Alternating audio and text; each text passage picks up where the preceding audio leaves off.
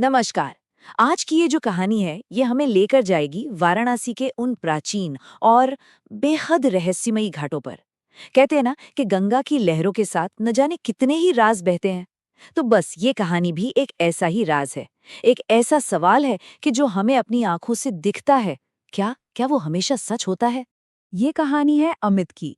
वो पहली बार वाराणसी घूमने गया था और उसने भी यही बात न जाने कितने लोगों से सुनी थी कि भाई, वाराणसी शहर नहीं, एक एहसास है। एक अजीब सी शांति है वहाँ, एक सुकून। लेकिन बस एक रात, सिर्फ एक रात ने अमित के लिए इस एहसास के मायने हमेशा हमेशा के लिए बदल दिए। वो सुकून कहाँ गया पता ही नहीं चला। उसकी जगह एक ऐसी सिहरन ने ले ली जिसे वो आज तक अपनी रूह से निकाल नहीं पाया है। अपने दोस्तों के भीड़-भाड़ से अलग होकर अमित ने उस रात अकेले ही घूमने का फैसला किया। और न जाने ऐसा क्या हुआ कि उसके कदम उसे खींच कर ले गए मणिकर्णिका घाट की तरफ। हाँ, वही घाट जहां जिंदगी का आखिरी सच दिन रात धधकता रहता है। रात के कोई 11 बजे होंगे। माहौल में एक अजीब सी एक भारी खामोशी थी। चारों तरफ बस जलती हुई चिताओं की लपटें थीं जो अंधेरे में जैसे नाच रही थीं। हवा में एक अनजानी सी भारी गंध घुली हुई थी और उस सन्नाटे को अगर कोई चीज तोड़ रही थी तो वो थी लकड़ियों के चटकने की आवाज। अमित का दिल जोर जोर से धड़कने लगा, पर फिर भी वो हिम्मत करके वहीं एक सीढ़ी पर बैठ गया। और तभी न जाने कहां से एक आदमी आकर चुपचाप, बिल्कुल चुपचाप उसके पास बैठ गया। तन पर सिर्फ एक सफेद धोती थी, पर जो बात अमित को खटकी वो थी उसकी आंखें।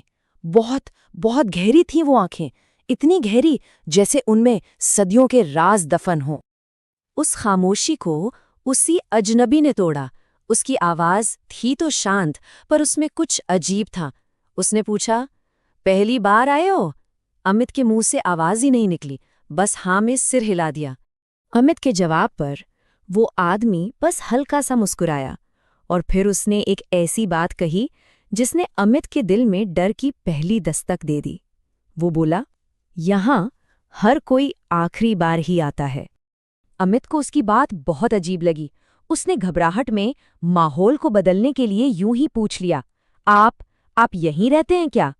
उस आदमी ने एक अजीब तरह से हंसते हुए जवाब दिया, हाँ, मैं तो यहीं रहता हूं। कुछ पल की खामोशी, और फिर उस आदमी ने अचानक कुछ ऐसा कहा जिसने अमित के रोंगटे खड़े कर दिए। उसने जलती चिताओं की तरफ इशारा किया और धीरे से फुसफुसाया, तुम्हें पता है, यहां जो जलते हैं वो कभी कभी वापस भी आते हैं। अमित की तो मानो हंसी हलक में ही अटक गई। उसने इसे मजाक समझकर टालना चाहा, लेकिन उस आदमी ने सीधे अमित की आंखों में देखा और बहुत धीरे से, बिल्कुल साफ आवाज में कहा, आज रात तुम खुद देख लोगे। बस हो गया। अब अमित का डर हकीकत बन चुका था। उसका दिल किसी हथौड़े की तरह उसकी सीने पर बज रहा था। उसने फौरन वहां से उठने का फैसला कर लिया। जैसे ही अमित ने कहा कि वो जा रहा है, वो आदमी फिर उसी अजीब तरीके से मुस्कुराया और जाते जाते अमित से एक आखिरी बात कही, एक हिदायत की तरह, ठीक है, लेकिन पीछे मुड़कर मत देखना। अमित तेजी से घाट की सीढ़ियां चढ़ने लगा। उसका दिल मुंह को आ रहा था। हर कदम पर उसे ऐसा महसूस हो रहा था जैसे कोई उसके ठीक पीछे चल रहा है, वही आदमी। उसके कानों में सिर्फ एक ही आवाज गूंज रही थी, पीछे मत देखना। डर कह रहा था भागो, पर दिल में एक अजीब सी बेचैनी थी। कौन था वो? और आखिरकार उसकी वो बेचैनी जीत गई। अमित एक पल के लिए रुका। उसने एक लंबी सांस ली और सारी हिम्मत जुटाकर धीरे से पीछे मुड़ा।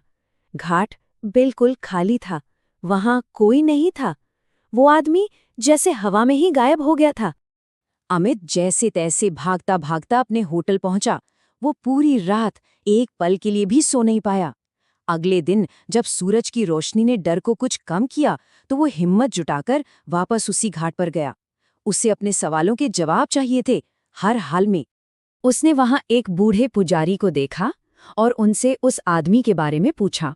पंडित जी, कल रात मैं यहाँ एक आदमी से मिला था, सिर्फ सफेद धोती पहने हुए था और उसकी आंखें बहुत गहरी थीं। पुजारी ने अमित की बात सुनी और सुनते ही उनका चेहरा सफेद पड़ गया। वो कुछ देर चुप रहे और फिर उन्होंने जो कहा उसे सुनकर अमित के पैरों तले से जमीन खिसक गई। पुजारी बोले, बेटा, जिस आदमी की तुम बात कर रहे हो उसकी मौत तो 10 साल पहले ही हो चुकी है। पुजारी ने घाट की उसी सीढ़ी की ओर इशारा किया जहां अमित रात में बैठा था।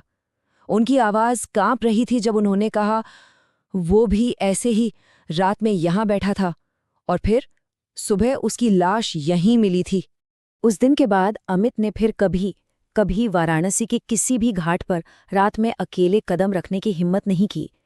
वो जो सुकून का एहसास था वो उसके लिए हमेशा के लिए एक अनजाने अनकहे डर में बदल गया था। आज भी इतने सालों बाद जब कभी अमित आंखें बंद करता है तो उसे उस खाली घाट पर उस अजनबी की वही आवाज सुनाई देती है, एक चेतावनी जो शायद हमेशा उसके साथ रहेगी। पीछे मत देखना।